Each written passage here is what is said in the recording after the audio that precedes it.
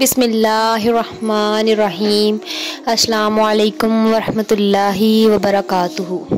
आज की वीडियो में हम दो अहम अहादीस के बारे में बात करेंगे जो हमारे रोज़मर्रा के मसाइल और दुआओं से मुतल्लिक़ हैं।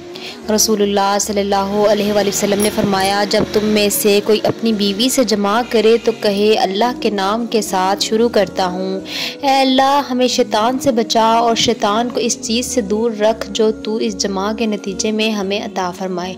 ये दुआ पढ़ने के बाद जमा करने से मियाँ बीवी को जो औलाद मिलेगी इसे शैतान नुकसान नहीं पहुँचा सकता। इस हदीस में नबी करीम सल्लल्लाहु अलैहि वसल्लम ने एक ऐसी दुआ सिखाई है जो मियाँ बीवी को जिस्मानी ताल्लुकात के दौरान पढ़नी चाहिए।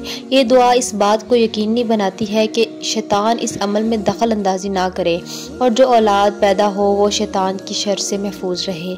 इससे पता चलता है कि इस्लाम में ज़िंदगी के हर पहलू के लिए दुआएं और अज़कार मौजूद हैं जो हमारी रूहानी और जिस्मानी हिफाजत का सबब बनते हैं। रसूल करीम सल्लल्लाहु अलैहि वसल्लम जब क़ज़ाए हाजत के लिए बैतुल खला में दाखिल होते तो ये दुआ पढ़ते, ऐ अल्लाह मैं नापाक जिन्नों और नापाक जिन्नियों से तेरी पनाह मांगता हूँ। यह हदीस हमें सिखाती है कि बैतुल खला में दाखिल होते वक्त ये दुआ पढ़नी चाहिए ताकि हमें इन नापाक जिन्नात से हिफाजत मिले जो वहाँ हो सकते हैं।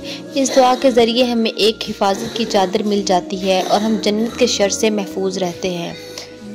ये दुआ अल्लाह ताला की मदद और हिफाजत को तलब करने का एक ज़रिया है।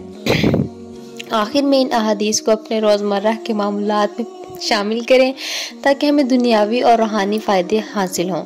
दुआ है कि अल्लाह ताला हमें इन अहादीस पर अमल करने की तौफ़ीक अता फ़रमाए। हमारे चैनल को सब्सक्राइब करना ना भूलें ताकि आपको मज़ीद इस्लामी वीडियोज़ मिलती रहें। जज़ाकुमुल्लाह खैरा।